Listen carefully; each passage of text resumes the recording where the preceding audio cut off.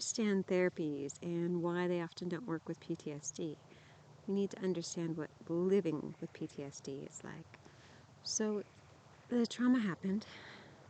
We weren't able to debrief it. The memories didn't pop up for a long time. We weren't aware that there was a problem. You know, we're fine at the moment, so we just continue on. And then the nightmares start. We're having problems. Maybe flashbacks start, possibly blackouts. We wake up scared. We're not sure why, what happened. So then we start seeing a therapist. So by the time the therapist comes into the room, you've already had a history and a life.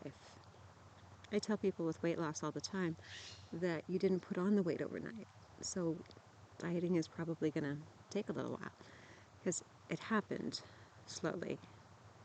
So sometimes the therapy or the recovery for mental health will also happen slowly. But I would have to say probably my number one complaint about therapy is 1 hour. And, they almost never see you on time. So now your hour is 50 minutes. And then how are you going to pay for this? Scheduling for the next appointment.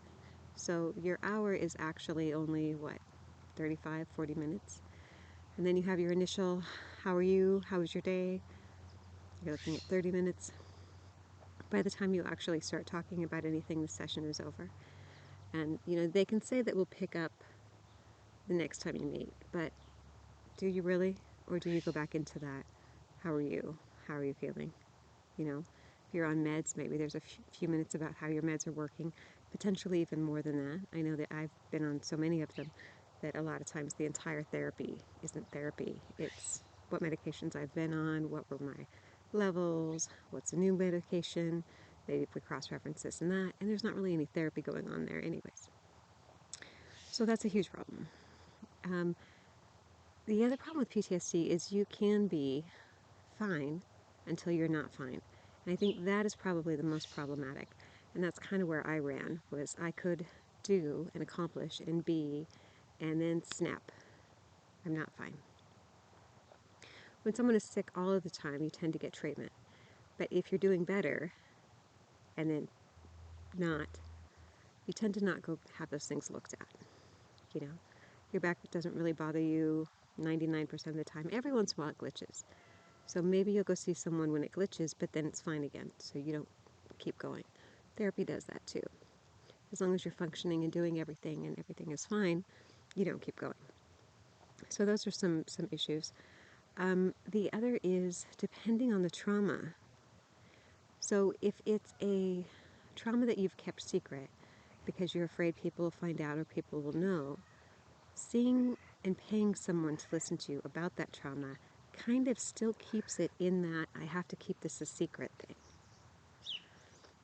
So that's kind of, I definitely think it's better to go pay someone to talk to it than not to do that at all. That's definitely.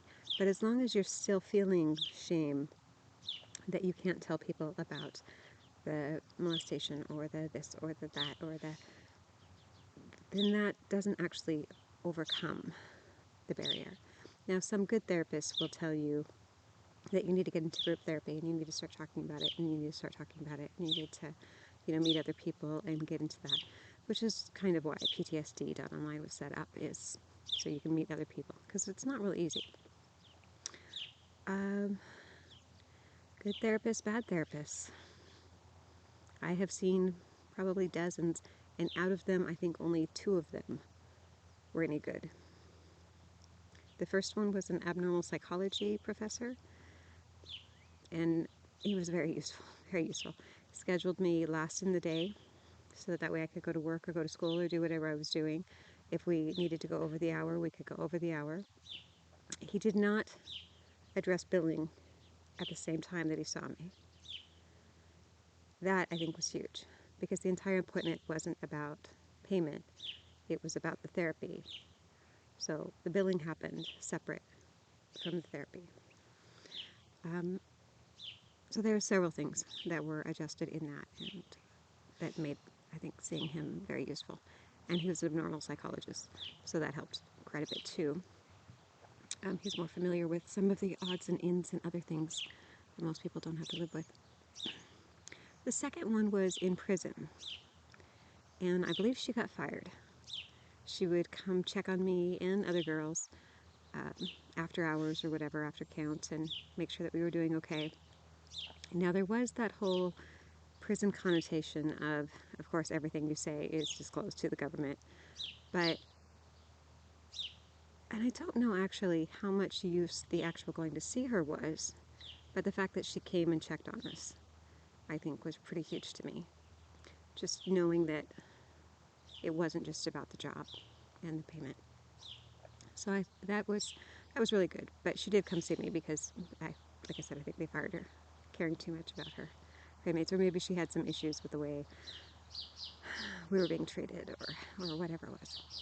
A lot of the other ones, because again, I'm fine and then I'm not fine, which means when I'm fine, I spend a lot of time studying, reading everything on PTSD, on traumas, on side effects, on, I'm looking at all of these studies, looking at everything and stuff.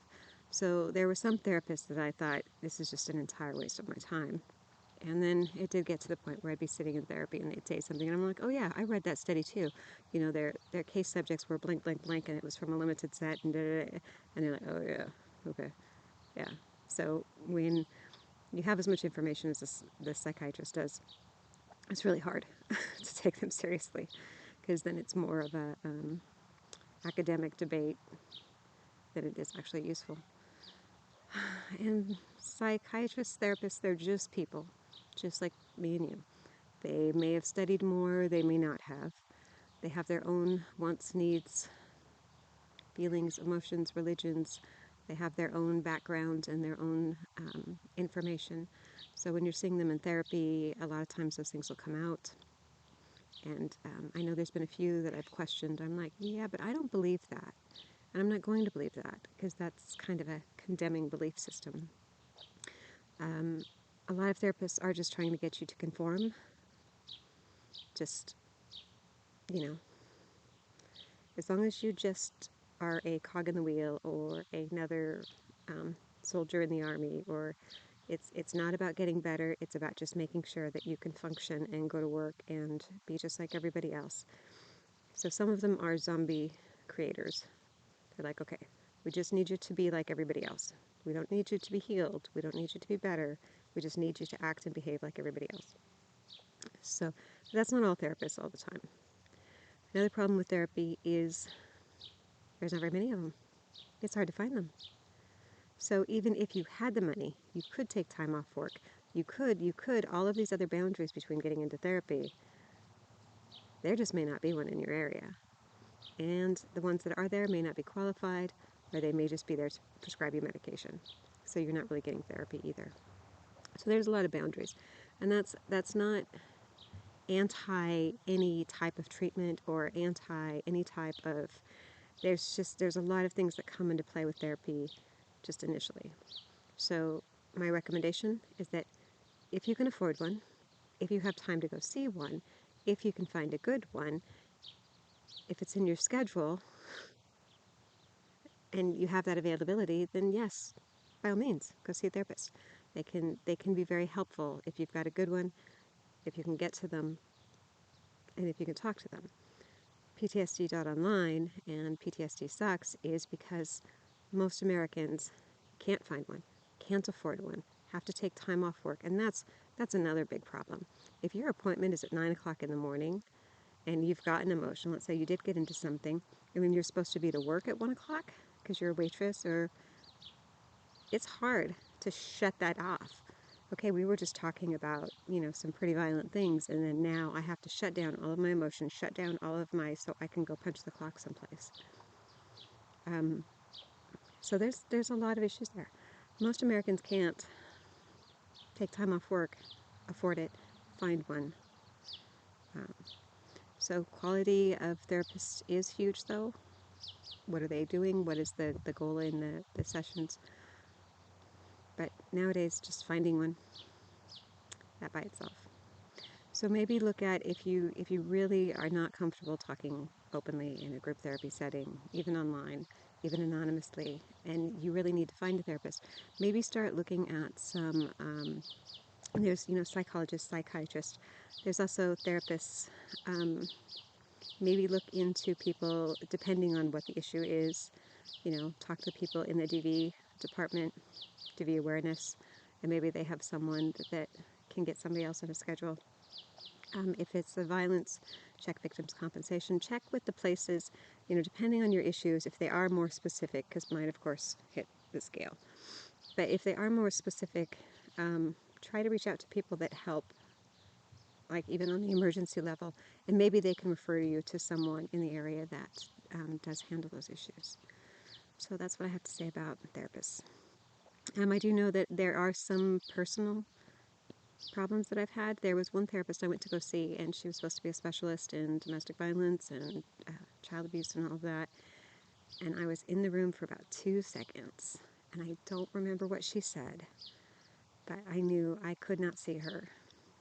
Highly trained, highly educated, supposed to be one of the best in the field, but there was something in her voice that made me go. And I know people ask me, well, she could have helped you. And I'm like, she can't if I'm not going to listen to her. If every time she speaks, I want to run, I'm not going to listen to her. So there's more things that come into play than just, somebody's body language can offset you and make you feel threatened. And, those things are just part of being human. So if you can afford one, you can get the schedule, you can find one, they are helpful, then by all means go. I am not PTSD.online, and PTSD Sucks is not an alternative to therapy. It's just because so many people can't get into therapy. And even then, this is probably a backup system too. Therapists tell you to find other people and go to group therapy and talk to other people that have survived, lived through, overcome those traumas. We don't go to the grocery store and talk about being raped, molested, assaulted. We don't go to the grocery store and talk about domestic violence. Finding other people in your community that have lived through your traumas can be very difficult. I think hurricanes are an area where you can probably find some trauma survivors after, for the whole neighborhood. They have dinners and things where they can all talk about things. But for a tornado, maybe not. Maybe the tornado only took out a house or two. So they don't have those group meetings talking about the tornado and the damage. So anonymous, 24 hours, and that's basically the reason. These sites are not instead of therapy.